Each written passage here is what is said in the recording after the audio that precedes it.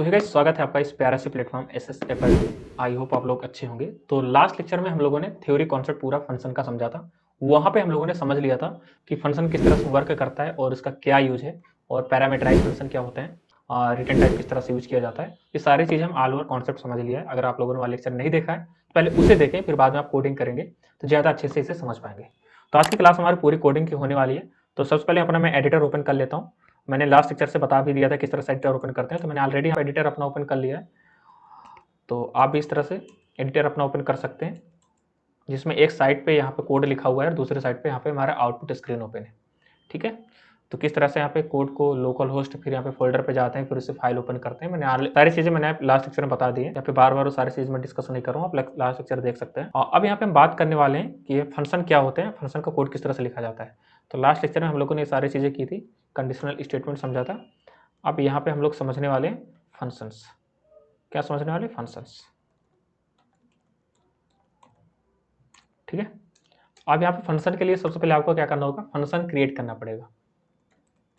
तो फंक्शन हम क्रिएट कर देते हैं, फंक्शन को कुछ नाम दे देते हैं फन, और यहाँ पे कर्ली ब्रैकेट स्टार्ट। अब फंक्शन किसी न किसी वर्क ही करेगा, तो इसके लिए हमें एक वेरिएबल भी क्रिएट करना पड़ेगा। तो $a इक्वल टू मैंने कर दिया ये, फिर अभी कुछ नहीं करते, अभी हमने कोई वैल्यू असाइन नहीं की है, और डायरेक्ट हम यहाँ पे करा देते हैं इको, और सिंपल से एक फंक्शन बना के देखते हैं। और यहाँ पे दिस इज फंक्शन, और यहाँ पे सेमीकोलन लगा देते हैं। तो अगर अब हम इसे सेव करते हैं तो यहाँ पे देखिए कोई आउटपुट नहीं आ रहा है, आउटपुट नहीं आ रहा है। अब ये आउटपुट कब आएगा? जब इस फंक्शन को हम कॉल कराएंगे। तो कॉल किस नाम से कराएंगे? इस वाले नाम से। कॉपी किया और लास्ट में जहाँ पे कर्ली ब्रैकेट क्लोज है वहाँ पे इसे पेस्ट कर देंगे, और यहाँ पे हम लगा देंगे लास्ट में सेमीकोलन। सिंपल इसे लगाया और यहाँ पर रिफ्रेश करेंगे तो यहाँ पे देखिए प्रिंट हो गया दिस इज ए फंक्शन। ये देखिए सिंपल है। तो ये इस तरह से फंक्शन क्रिएट किए जाते हैं। अब यहाँ पे हम इसे मल्टीपल टाइम प्रिंट करा सकते हैं। कितने टाइम? Multiple time. यहाँ पे मैं ब्रेक को भी लगा देता हूँ, इको, और डबल कोट्स के अंदर हम बी आर टैग लगा देते हैं यहाँ पे, और यहाँ पे सेमीकोलन लगा दूंगा मैं, और यहाँ पे दिस इज अ फंक्शन। मैं इको कर देता हूँ सेकेंड, रिफ्रेश करते हैं और देखिए यहाँ पे दिस इज फंक्शन और दिस इज इको सेकेंड। तो यहाँ पे ये इतना चीज़ प्रिंट हो गया हमारी एक कॉल से। अब हम चाहते हैं दोबारा फिर से ही प्रिंट हो, तो यहाँ पे मैं एक बार ब्रेक और लगा देता हूँ जिससे नीचे ही आ जाए, दोबारा प्रिंट हो। तो हम दोबारा फिर प्रिंट करने के लिए सिंपल हम कुछ नहीं करना है, डायरेक्ट फन को डायरेक्ट कॉल कर देना है बस। हमें बार बार पूरे कोड लिखने की कोई नीड है ही नहीं। देखिए फिर से, अब फिर से मैं चाहता हूँ कि नहीं फिर से कॉल करो इसे, फिर से मतलब पूरे कोड को हमें यूज करना है, तो फिर से हमने कॉल करा दिया और फिर से यहाँ पे रिफ्रेश कर दो, फिर से यहाँ पे कोड आ गया। मतलब यहाँ पे और भी काम हम करवा सकते हैं उसके साथ साथ, यहाँ पे जब उसकी नीड पड़े तब फंक्शन को कॉल करा ले सिंपल। तो ये हमारा फंक्शन के लिए ये यूजफुल ये फंक्शन इस तरह से हो जाता है। अब यहाँ पे हम कोई चेंज भी कर सकते हैं। एस की जगह में मैंने कर दिया एच, इसके आगे लगा दिया। अब देखिए पूरे पे यही चेंज हो जाएगा। ये देखिए एक बार में सब में चेंज हो गया, एक बार में सब में चेंज हो गया। तो ये काम भी, इस काम के लिए भी हम फंक्शन का यूज़ कर सकते हैं। मतलब एक बार में अगर चेंजेस लाना है पूरे प्रोग्राम में तो वहीं पे एक बार में चेंज कर सके फंक्शन के अंदर, बस सिंपली। ठीक है, तो ये हो गया नॉर्मल हमारा फंक्शन, कितनी बार भी इसे कॉल करा सकते हैं उतनी बार यहाँ पे कोड हमारा प्रिंट हो जाएगा। इसके बाद आ जाता है हमारा पैरामीटराइज फंक्शन। क्या आ जाता है? फिर फंक्शन विद पैरामीटर ऐसे कर सकते हो आप। ठीक है, अब इस पूरे चीज़ को मैं हटा देता हूँ यहाँ से।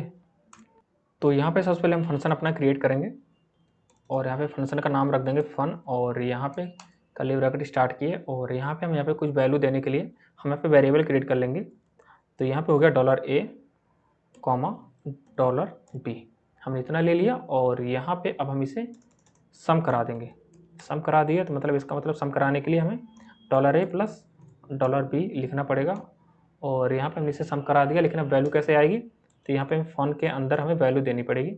ए की वैल्यू हम कर देते हैं 3, बी की वैल्यू हम कर देते हैं 5 और सेमी कॉलन। तो यहाँ पे हमने पैरामीटर फंक्शन क्रिएट कर लिया। अब यहाँ पे ए की वैल्यू कितनी है 3 और बी की वैल्यू कितनी है 5, तो ए की जगह पे गया 3 और बी की जगह में गया 5, और दोनों पे ए और बी की वैल्यू यहाँ पे सम हो गई। सम होने के बाद यहाँ पे रिजल्ट क्या आएगा? रिफ्रेश करते हैं 8। सिंपल है, तो इसे बोलते हैं पैरामीटराइज फंक्शन, और इस तरह से वर्क करता है। अब यहाँ पे एक चीज़ और हो सकती है, जैसे कि हम इसे रिटर्न करना चाहें कुछ, तो रिटर्न करने के लिए हम यहाँ पे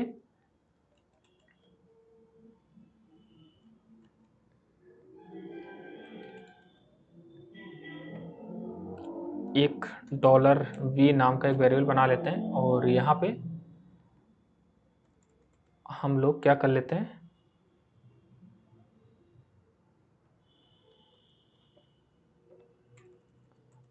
ए प्लस बी को हमने सम करके बी के अंदर स्टोर कर दिया और यहाँ पे हम रिटर्न कर देंगे RETURN रिटर्न किसे, डॉलर वी को हमने रिटर्न कर दिया। और कहाँ पे गया ये, रिटर्न होके इस पूरे की जगह में आ गया। और यहाँ पे हम कर देते हैं इसे डॉलर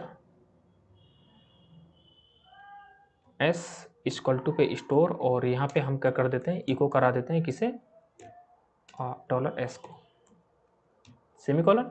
अब सिंपली यहाँ पे देखिए, अब सम होने के बाद यहाँ पे रिजल्ट क्या आएगा 8, क्योंकि यहाँ पे देखिए हमने रिटर्न करा दिया। रिटर्न मैंने आपको लास्ट लेक्चर में कॉन्सेप्ट वहाँ पे भी समझाया था, थ्योरी बेस पे किस तरह से वर्क करता है। तो सिंपली यहाँ पे जैसे ही फन यहाँ पे आया और फन को जैसे आप फन मिला तो इसने सबसे तुरंत पहले स्विच किया कहाँ पे, जहाँ पे कॉल हुआ है। कॉल होते यहाँ पे वैल्यू फन के यहाँ पे मिल गई 3 और 5 ए और बी की, और यहाँ पे सिंपली ये सम हो गए। और सम होने के बाद किस पे असाइन हो गए, वी पे, डॉलर वी पे। और डॉलर वी को हमने रिटर्न कर दिया। रिटर्न होने के बाद वैल्यू कहाँ पे आएगी, इस पूरे की जगह पे रिटर्न होकर वी की वैल्यू आ जाएगी। और यहाँ पे जो भी वैल्यू आई सम होने के बाद वो किस पे साइन हो जाएगी, डॉलर एस पे, और एस को हमने प्रिंट करा दिया। तो सिंपली यहाँ पे आउटपुट ये आ गया। अब यहाँ पे वैल्यू हम चेंज भी कर सकते हैं, मैं कर सकता हूँ इसकी 5 और इसे सेव किया तो देखिए 10 आ गई। तो कुछ यहाँ पे इस तरह से function with return type work करता है, ठीक है। और पैरामीटराइज फंक्शन भी हम लोगों ने देख लिया। अब यहाँ पे नेक्स्ट जो इसके अंदर टॉपिक आ जाता है, यहाँ पे ये दोनों प्रोग्राम है, इन्हें आप लोग अपने से भी कर सकते हैं। जैसे कि एक फंक्शन यहाँ पे बना है, मैंने आपको पहले बताया था, थ्योरी कॉन्सेप्ट भी समझा दिया है, मैथ, इंग्लिश और साइंस, और इसका कुछ सम करके इनके जो मार्क्स है वो निकल के आए और यहाँ पे जाके टोटल जाके स्टोर हो जाए। फिर टोटल का भी परसेंटेज निकालने के लिए यहाँ पे दूसरा फंक्शन क्रिएट किया गया इतना। तो ये इस फंक्शन को भी आप लोग समझ सकते हैं किस तरह से इसका आउटपुट आएगा, मैंने यहाँ पे थ्योरी कॉन्सेप्ट समझा दिया है। तो ये कोड आप अपने से करें तो ज़्यादा सही रहेगा। आई थिंक आपको ये लेक्चर पसंद आया होगा और सारे कोड भी यहाँ पे आप लोग बहुत ही आसानी से इंजॉय किए होंगे देख के, राइट करके। तो मिलेंगे बहुत जल्द अपने नेक्स्ट वीडियो में, तब तक आप लोग हंसते रहिए, मुस्कुराते रहिए और रखिए अपना बहुत सारा ध्यान।